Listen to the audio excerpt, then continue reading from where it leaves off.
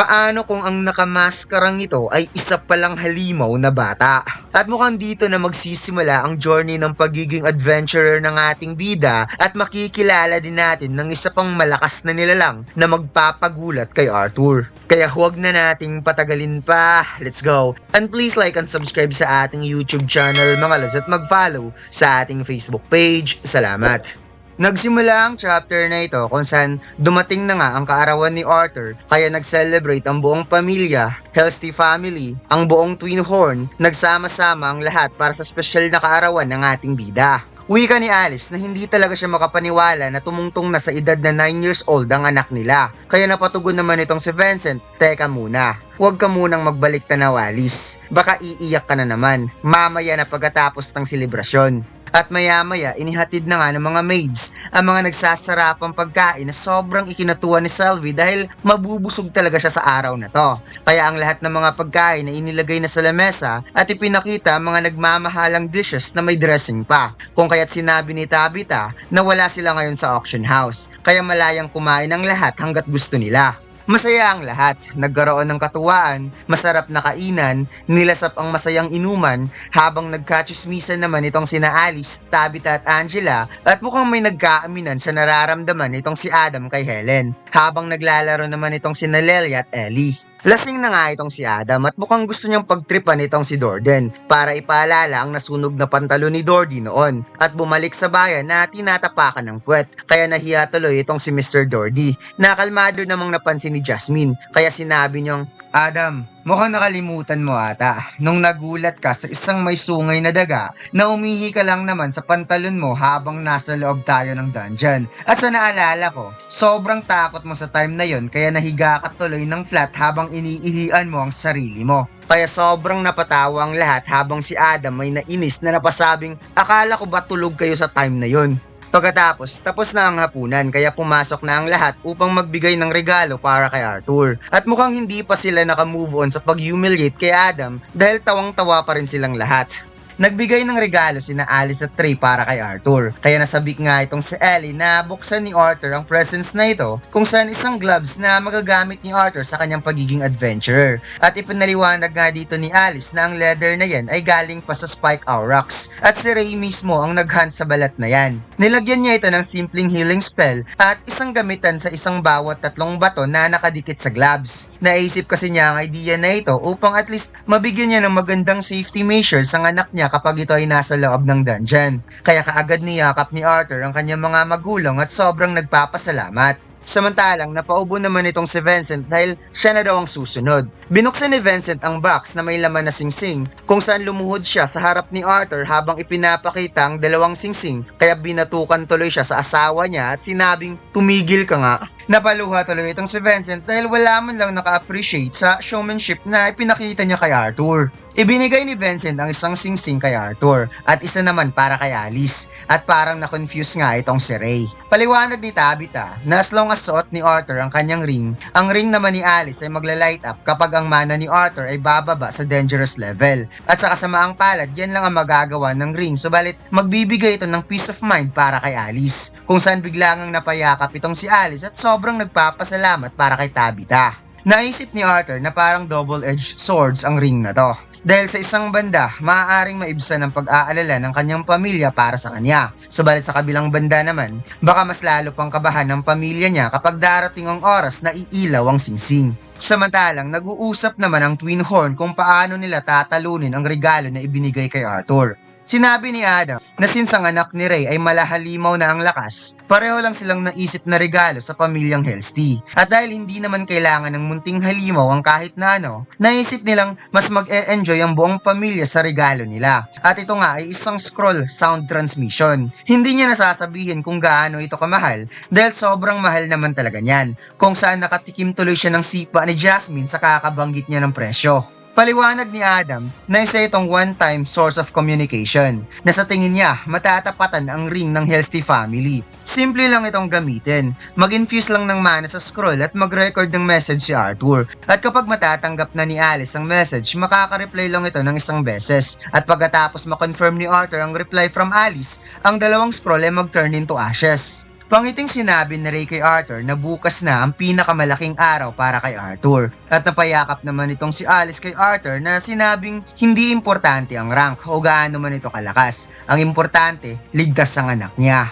Kung saan napaluhan na naman itong si Alice kaya sinabi ng ating bida, syempre naman babalik siya dito. Bawat pagkakataon na makuha niya. Pagkatapos, umuwi na nga ang Twin Horn at nagkatinginan nga itong si Jasmine at Arthur dahil bukas na magsisimula ang journey nila na magkakasama sa pagiging adventurer. Habang humihiga, napaisip ang ating bida na matagal niya nang nararamdaman to. Pero habang unti-unti, na-realize niya na may pamilya na siya. May mga taong nagmamahal sa kanya, isang damdamin na ayaw niyang pakawalan. Kaya iingatan niya ito at ipaglaban kung kinakailangan. Kaya kailangan niyang higitan ng kanyang sarili na higit pa sa pagiging hari.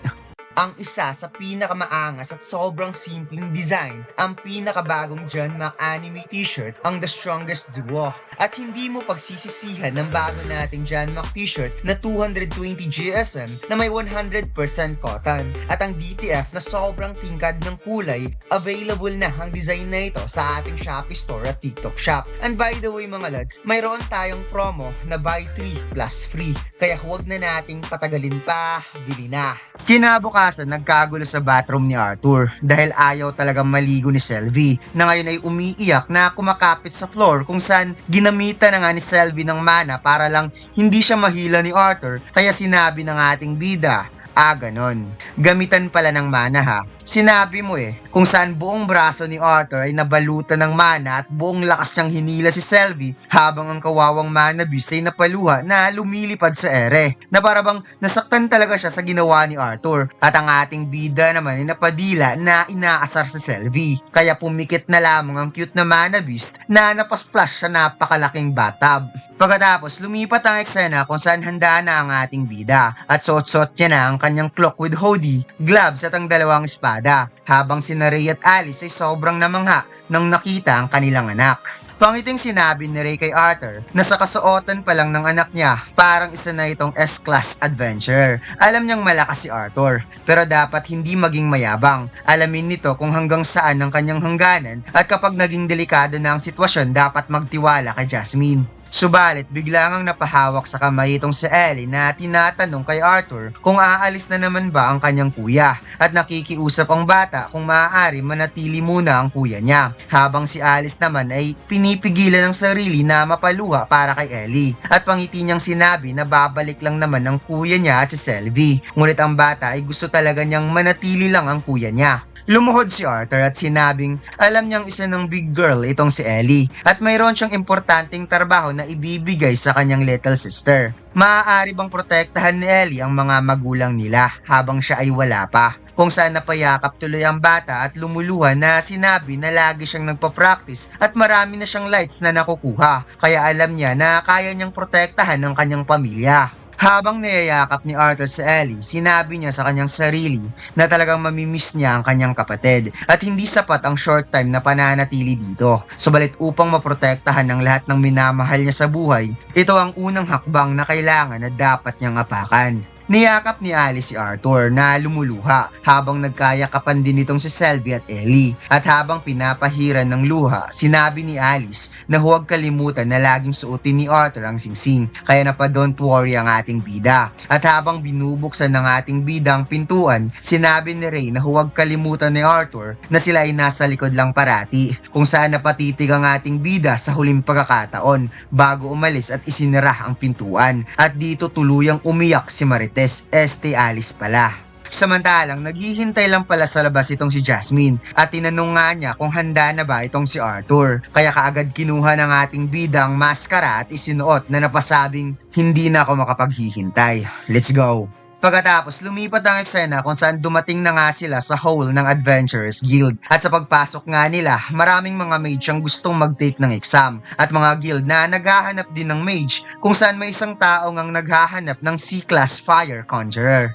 Lumabas si Selvi sa loob ng bag ni Arthur at napakomento nga itong si Jasmine na parang umiiba daw ang itsura ni Selvi. Wika ni Arthur, nalaman niya recently na may kakayahan si Selvi na baguhin ng kaunti ang kanyang anyo. Kaya minsan magmumukhang itim na lizard itong si Selvi at para hindi na rin kapansin-pansin.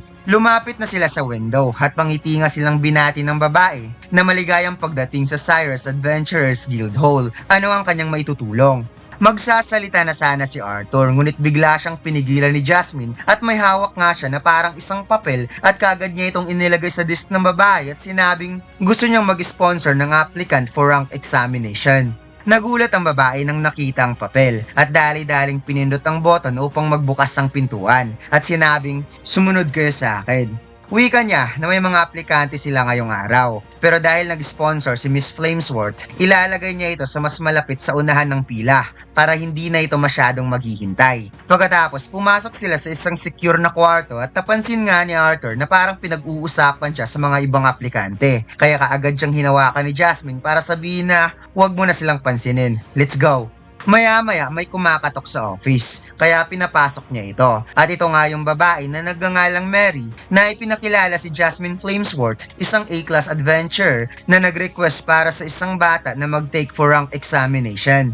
Tumayo ang lalaki at sinabing parang familiar nga sa kanya itong si Miss Flamesworth at kinumusta nga niya itong si Jasmine dahil kamakailan lang nakita daw niya ang ama nito kung saan si Jasmine ay napaklinch na parabang may something sa kanya kapag babanggitin ng kanyang ama. Nagpakilala ang lalaki na siya si Caspian Bladeheart. Siya ang in charge sa branch na to at ikinagagalak niyang makita si Miss Flamesworth. Sinabi niya na usually ang mga aplikante ay may sasagutan pa at magkakaroon pa ng inspection sa Manacor bago ito papasukin sa isang practical na pagsusulit. Ngunit since nag-sponsor si Miss Flamesworth, ang lahat ng steps na yun ay tatanggalin niya. Kaya napaisip tuloy ang ating bida kung anong meron sa pamilya ni Jasmine. Bakit napaka-espesyal? Sinabi ni Caspian na ang gagawin lang naman ng examinee ay isang mock duel against sa kanilang examiners. At sa nakikita niyang weapon, mukhang isa itong fighter or augmenter. Paliwanag niya na hindi naman kinakailangan ng tunay na pangalan para maging isang rehistradong adventurer. Pero dahil malapit ang batang ito kay Miss Flamesworth, maaari ko bang malaman kung paano kita tatawagin? Biglang naalala ni Arthur ang isang gabi nung minamasdan niya ang kanyang maskara. Habang tinititigan niya ito, parang naalala niya ang isang kalahating notas sa music sheet. Kaya kinamayan ni Arthur si Caspian at sinabing, tawagin mo na lang ako sa pangalang Note.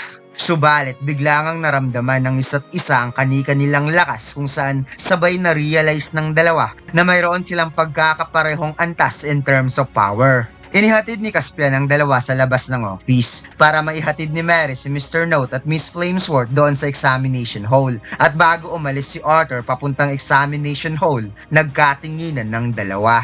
At dito lang nagtatapos ang ating kwento mga lods. Huwag mo sana kalimutan mag-like, comment at mag-subscribe sa ating YouTube channel. At mag-follow sa ating Facebook page. Salamat!